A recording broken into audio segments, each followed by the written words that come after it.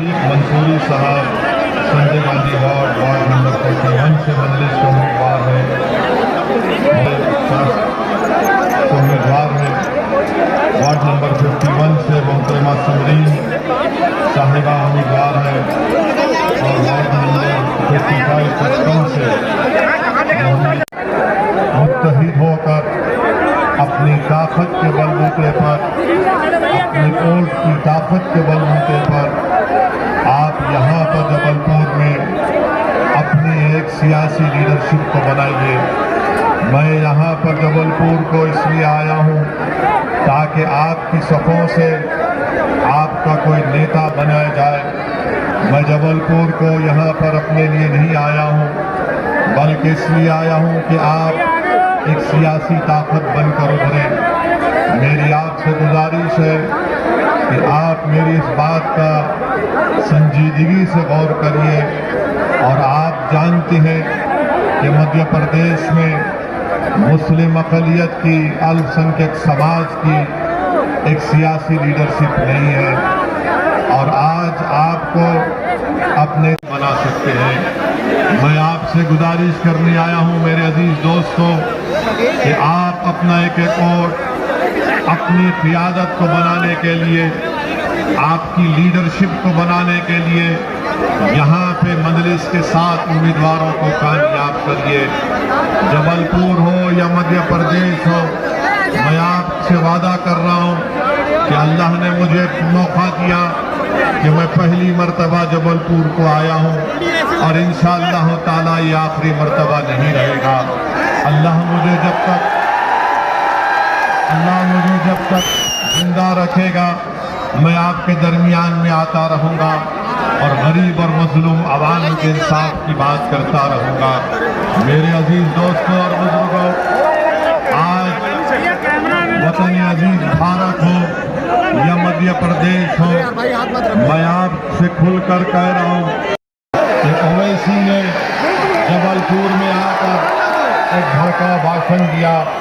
मेरे अजीज दोस्तों और बुजुर्गों, क्या ये बात सच नहीं है कि जबलपुर हो या मध्य प्रदेश, इसका जिम्मेदार कौन है? फिर आप आ जाइए, तालीम के मैदान में आ जाइए। मध्य प्रदेश में मुसलमानों का जो लिटरेसी रेट है, आखिर क्या वजह है कि जो मध्य प्रदेश का लिटरेसी रेट है उससे कम मध्य प्रदेश में मुसलमानों का लिटरेसी रेट है? मैं पूछना चाहता हूं मध्य प्रदेश के मुख्यमंत्री से कि आपने मुसलमानों की तालीम के लिए कोई इंतजाम क्यों नहीं किया? आप तो घर तोड़ने के लिए जल्दी तैयार हो जाते हैं, मगर स्कूल बनाने के लिए आप क्यों तैयार नहीं होते हैं? मेरे अजीज दोस्तों और बुजुर्गों, वहीं पर आप ये भी देखते हैं कि आदाद-ओ-शुमार आपको ये बताते हैं कि मध्य प्रदेश में पहली क्लास से 12वीं क्लास तक 1,60,00,000 लोगों का एनरोलमेंट होता है, जिसमें मुसलमानों का तनासुब खाली 4.65% होता है। आबादी में मुसलमानों का तनासुब 6.57% है। आप बताइए इसका जिम्मेदार कौन है?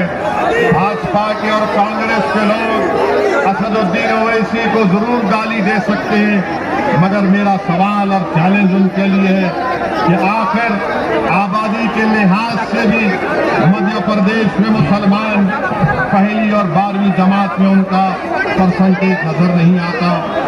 अपर प्राइमरी लेवल में मुसलमानों का एनरोलमेंट खाली 4.78% है, इसका जिम्मेदार कौन है? सेकेंडरी लेवल पर मुसलमानों का एनरोलमेंट 3.72% है, इसका जिम्मेदार कौन है? मेरे अजीज दोस्तों और बुजुर्गों, ये जो डेटा मैं आपके सामने रख रहा हूँ, ये मेरा नहीं, गवर्नमेंट ऑफ इंडिया का डेटा है, स्टेट गवर्नमेंट का डेटा है। फिर आप आ जाइए कि all India survey of higher education में ये कहा गया कि जो डिप्लोमा, डिग्री, PhD लेवल है मध्य प्रदेश में 21,80,000 लोग इसमें एनरोल है। मुसलमान सिर्फ 44,290 के करीब है, यानी सिर्फ 2% के करीब है। ड्रॉप आउट रेट सबसे ज्यादा मुसलमानों में है। आप बताइए इसका जिम्मेदार कौन है? मेरे अजीज दोस्तों और बुजुर्गों, इसीलिए मैं आपसे अर्ज करने आया हूं कि जब तक आप एक सियासी ताकत में, इसका जिम्मेदार कौन है? फिर आप आ जाइए, तालीम के मैदान में आ जाइए। मध्य प्रदेश में मुसलमानों का जो लिटरेसी रेट है, आखिर क्या वजह है कि जो मध्य प्रदेश का लिटरेसी रेट है उससे कम मध्य प्रदेश में मुसलमानों का लिटरेसी रेट है? मैं पूछना चाहता हूं मध्य प्रदेश के मुख्यमंत्री से कि आपने मुसलमानों की तालीम के लिए कोई इंतजाम क्यों नहीं किया? आप तो घर तोड़ने के लिए जल्दी तैयार हो जाते हैं, मगर स्कूल बनाने के लिए आप क्यों तैयार नहीं होते हैं? मेरे अजीज दोस्तों और बुजुर्गों, वहीं पर आप ये भी देखते हैं कि आदादो शुमार आपको ये बताते हैं कि मध्य प्रदेश में पहली क्लास से 12वीं क्लास तक 1,60,00,000 लोगों का एनरोलमेंट होता है, जिसमें मुसलमानों का तनासुब खाली 4.65% होता है। आबादी में मुसलमानों का तनासुब 6.57% है। आप बताइए इसका जिम्मेदार कौन है? भाजपा के और कांग्रेस के लोग असदुद्दीन ओवैसी को जरूर गाली दे सकते हैं, मगर मेरा सवाल और चैलेंज उनके लिए है कि आखिर आबादी के लिहाज से भी मध्य प्रदेश में मुसलमान पहली और 12वीं जमात में उनका परसेंटेज नजर नहीं आता। अपर प्राइमरी लेवल में मुसलमानों का एनरोलमेंट खाली 4.78% है। इसका जिम्मेदार कौन है? सेकेंडरी लेवल पर मुसलमानों का एनरोलमेंट 3.72% है। इसका जिम्मेदार कौन है?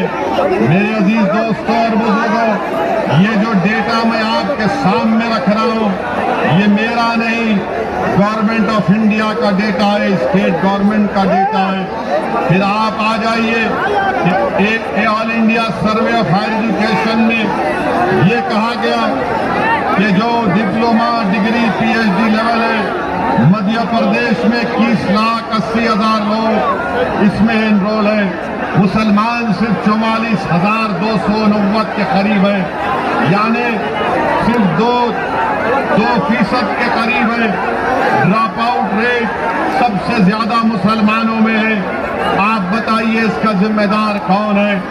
मेरे अजीज दोस्तों और बुजुर्गों, इसीलिए मैं आपसे अर्ज करने आया हूं कि जब तक आप एक सियासी ताकत में, कि आप में इतनी ताकत नहीं है कि आप किसी पार्टी को सत्ता में आने से रोक सकते हैं। आप में इतनी ताकत जरूर है कि अगर आप मुत्तहिद हो जाएंगे तो आप अपने वोट से, अपने सियासी शऊर की बुनियाद पर मजलिस-ए-इत्तेहादुल मुस्लिमीन के नुमाइंदों को यहाँ पर कॉरपोरेटर भी बना सकेंगे, यहाँ से उनको विधानसभा में एमएलए बनाकर भेजा सकेंगे। लोग पूछते हैं कि मजलिस का अगर उम्मीदवार जीत जाएगा तो क्या होगा? मैं उनसे कहता हूं कि तुमने 25 साल से क्या उखाड़ लिया जो आज मजलिस से पूछ रहे हो?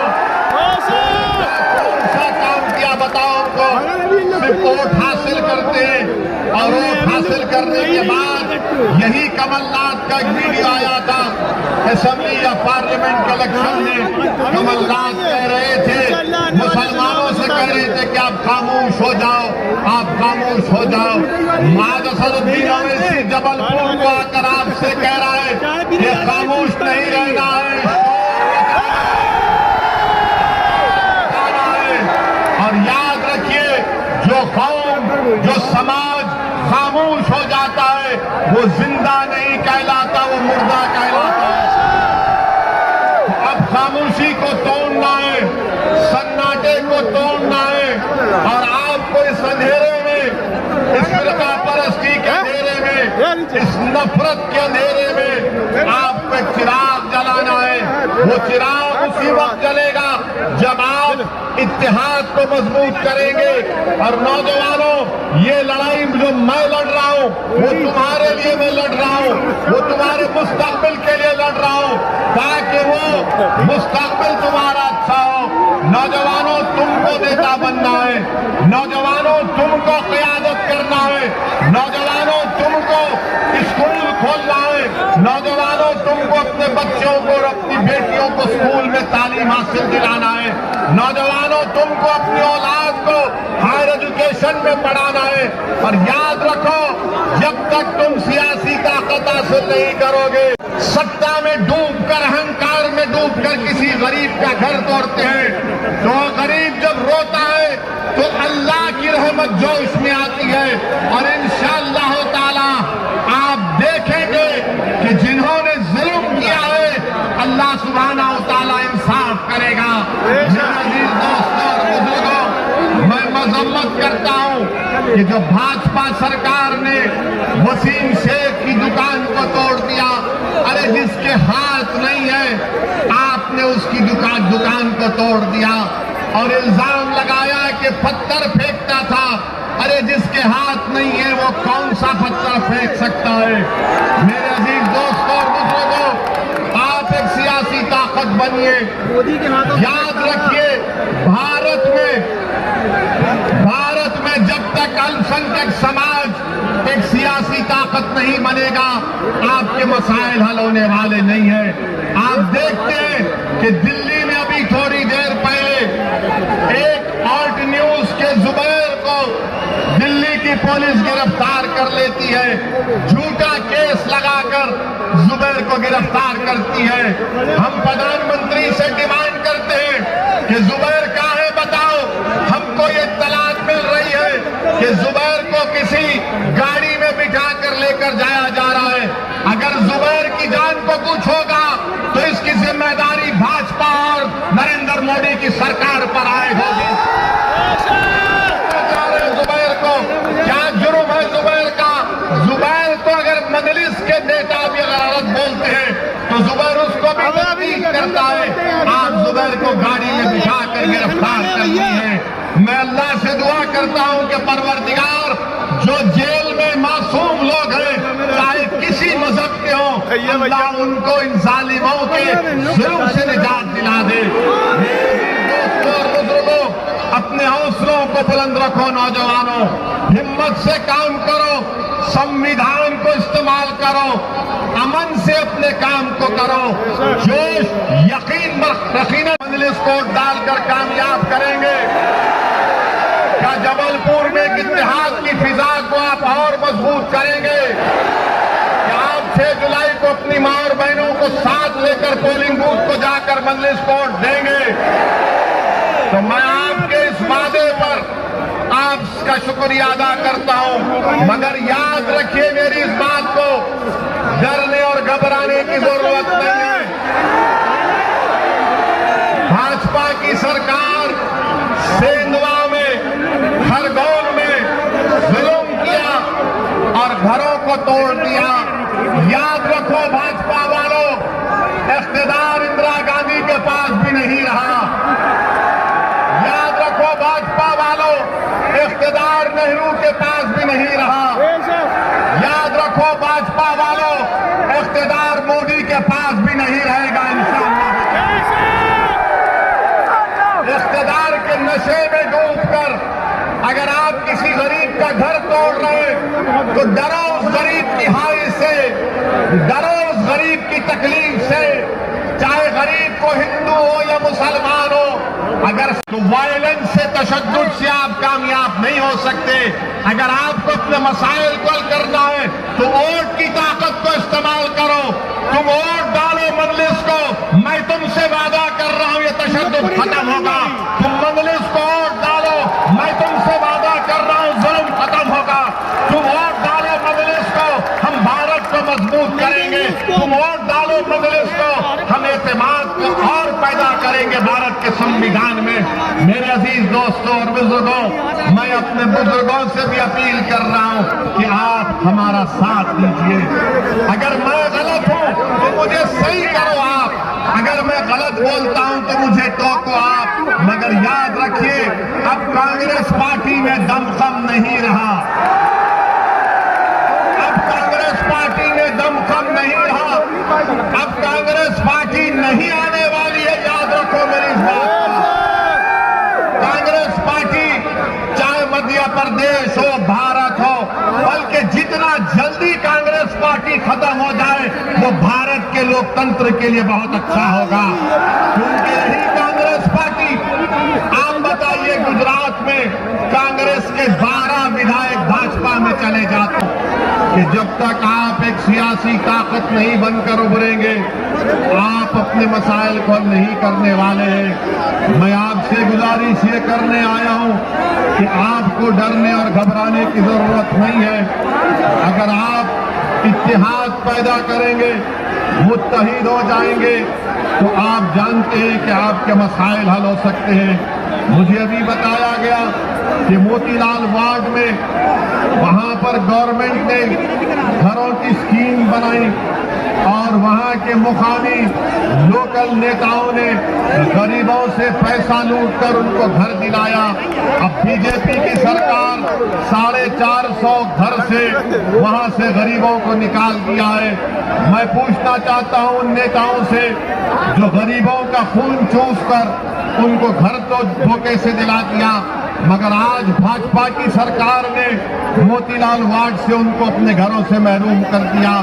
मेरे अजीज दोस्तों और बुजुर्गों, मैं आपको ये बताने आया हूं कि आपको एक सियासी कुव्वत बनना है। आपको डरने और घबराने की जरूरत नहीं है। आपने बरसों से कांग्रेस पार्टी को वोट दिया। जो नौजवान अगर 2002 में पैदा हुआ उसने सिर्फ भाजपा की सरकार मध्य प्रदेश में देखी, मगर आज मजलिस इत्तेहादुल मुस्लिमीन की मुखालिफत में बराबर भाजपा भी है और कांग्रेस भी है। और कांग्रेस का हमेशा इल्जाम कि मजलिस इत्तेहादुल मुस्लिमीन वोट डिवाइड करती है। मैं कांग्रेस के जिम्मेदारों से पूछना चाहता हूं, मैं मोहतरम कमलनाथ से पूछना चाहता हूं, मैं वो दिग्गज राजा से पूछना चाहता हूं, ये बताओ पिछले विधानसभा के चुनाव में मध्य प्रदेश की जनता ने कांग्रेस को सत्ता दी, तो कांग्रेस के 20 से ज्यादा विधायक क्यों कांग्रेस को छोड़कर भाजपा में चले गए? कांग्रेस का बहुत बड़ा नेता जिसका नाम सिंधिया कांग्रेस को छोड़कर भाजपा में अगर तुम्हारे 20 विधायक कांग्रेस को छोड़कर भाजपा में चले जाते हैं, अगर सिंधिया कांग्रेस को खुदाफिज कहकर मोदी के गोद में बैठकर चाय पीती है, इसका जिम्मेदार कौन है? इसका जिम्मेदार ओवैसी है या इसका जिम्मेदार कमलनाथ और कांग्रेस है? कर्नाटक से भाजपा में चले जाते हैं और इल्जाम लगाते हैं असदुद्दीन ओवैसी के ऊपर। अरे इल्जाम लगाने से पहले अपने गिरेबान में झांक कर देख लो कि तुमने क्या किया। अगर आज मध्य प्रदेश में मुसलमान परेशान है, आदिवासी परेशान है, दलित परेशान है, तो इसके बाद बड़ी जिम्मेदारी कांग्रेस पार्टी पर आयद होती है। यहां पर भी कांग्रेस का नेता है, आप तैयार हो जाइए कि हमारे जाने के बाद कल से ये लोग शुरू कर देंगे प्रोपेगेंडा। अरे ओवैसी की बातों में मत आओ, ये वोट काटने के लिए आया है। मैं कांग्रेस के नेताओं को चैलेंज कर रहा हूं, कमलनाथ को चैलेंज कर रहा हूं, बताओ मेरे लड़ने से किसका नुकसान, फायदा नहीं। मैं इलेक्शन लड़ता हूं तो जीतने के लिए लड़ता हूं, हार में जाए कोई हारता है या जीतता है, मुझे कब तक हम गुलामी करेंगे इन पार्टियों की? क्या आप कांग्रेस के गुलाम हैं? क्या आप मोदी से डरते हैं? तो फिर अगर भारत से मोहब्बत है आपको, भारत से मोहब्बत है आपको, तो फिर जब मोहब्बत है तो उठो नौजवानों, मुत्तहिदा तौर पर मजलिस को कामयाब करो अपने के कोर्ट से। 6 जुलाई के दिन जबलपुर के आसमानों में कुछ नजर नहीं आना सिवाय पतंग के।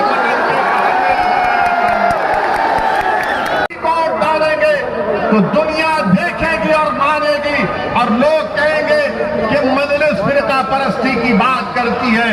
मैं आपसे पूछना चाह रहा हूं, भाजपा हो या कांग्रेस हो, जात और बरादरी देकर टिकट दिया जाता है तो उसमें कोई सेकुलरिज्म की बात, उसमें कोई एतराज नहीं है। मैं किसी मजहब का खिलाफ था न कभी हूं, मैं अपने हिंदू भाइयों का खिलाफ था न कभी रहूंगा। मुझे फिक्र और तकलीफ इस बात की है कि भारत का ये मुसलमान जिसके बुजुर्गों ने देश की आजादी में अपना सब कुछ लुटा दिया, तुम आज अगर खड़े हो तो तुम बरकतुल्लाह रहमतुल्लाह लेके जानशीन हो। जिसने अफगानिस्तान में बैठ कर अंग्रेजों के खिलाफ हुकूमत बनाई थी। मेरे अजीज दोस्तों और बुजुर्गों, आज आपको अपने भारत को मजबूत करना है और भाजपा के लोग ओवैसी के भाषण पर बहुत कुछ बोलेंगे। हम देश के प्रधानमंत्री से पूछना चाहते हैं कि नुपुर शर्मा को क्यों गिरफ्तार नहीं कर रहे हैं? क्यों भारत के प्रधानमंत्री नुपुर शर्मा को बचा रहे हैं? क्यों बचा रहे हैं? नुपुर शर्मा को बचा रहे हैं, जुबैर को जेल में डाल रहे हैं। बताइए देश के प्रधानमंत्री, आपने तो इमरजेंसी को कंडेम किया था, मगर ये क्या हो रहा है हमारे देश में? ये क्या हो रहा है हमारे देश में? मेरे अजीज दोस्तों और बुजुर्गों, ये भाजपा के दूसरे जाकर तोड़ते, अरे भाजपा साथ चलने तैयार हो। चीन को फाड़ कर फेंको जो 1000 भारत की स्क्वायर किलोमीटर जमीन पर चीन कब्जा करके बैठा है। 2 साल से चीन कब्जा करके बैठा है, मगर हमारे देश के प्रधानमंत्री चीन की बात नहीं करते, चीन का नाम लेने से डरते हैं। आज अखबार में आया कि चीन अपनी फौज, और बुजुर्गों आपका बेहद शुक्रिया कि आज आप इस जलसे-आम में शिरकत की है। आप मजलिस को कामयाब करिए। मैं आपसे वादा कर रहा हूं कि यहां पर मजलिस इत्तेहादुल मुस्लिमीन तालीम के मैदान में काम करेगी, आपके बच्चों के स्कूल का इंतजाम करेगी, हमारे बेटियों के लिए कॉलेज में जाने का इंतजाम करेगी। जिन वार्डों में, जिन बल्दी हलकों में तरक्याती काम नहीं हुए, इंशाअल्लाह ताला उन डेवलपमेंट के काम को हम करेंगे। आपने बरसों कांग्रेस पार्टी को वोट दिया। मैं आपसे अपील करने आया हूं कि एक मर्तबा मजलिस को थाम लीजिए, एक मर्तबा मजलिस को अपनी आवाज बनाइए, एक मर्तबा मजलिस को ताकत दीजिए और तफसीली गुफ्तगू हो सके। 6 जुलाई को पतंग के निशान पर वोट देकर मजलिस को कामयाब करिए। मजलिस इत्तेहादुल मुस्लिमीन, मजलिस इत्तेहादुल मुस्लिमीन, मजलिस इत्तेहादुल मुस्लिमीन। भारत भारत, नारे तकबीर, नारे तकबीर। अस्सलाम वालेकुम व रहमतुल्लाहि व बरकातहू। आज आपको आगे बढ़कर अपनी पार्टी को मजबूत करना है। मेरी आप तमाम से फिर से अपील है कि 6 जुलाई के दिन पतंग के निशान पर वोट लगाकर इन 7 उम्मीदवार को कामयाब करिए। क्या आप इन 7 उम्मीदवार को कामयाब करेंगे इंशाअल्लाह? क्या पतंग के निशान पर वोट डालेंगे आप लोग? क्या आप अपने पूरे घर के अफराद खानदान को लेकर पोलिंग बूथ को जाएंगे? तो आपकी जिम्मेदारी है। ये 7 मजलिस के उम्मीदवार नहीं है, यहाँ पर जितने लोग हैं आप तमाम मजलिस के उम्मीदवार हैं, आप तमाम मजलिस के प्रत्याशी हैं। आपका घर मेरा घर है, आपका बेटा मेरा बेटा है, आपका भाई मैं भी आपका भाई हूं। आप हमारी सरपरस्ती करिए। बुजुर्गों से अपील कर रहा हूं कि आप मजलिस को फलने और फूलने दीजिए। मजलिस की आप उस पे सफर को लेकर आगे तमाम साथी, उनसे मोहतराना गुजारिश है कि बहुत ही इत्मीनान के साथ जाएं। बड़ी भीड़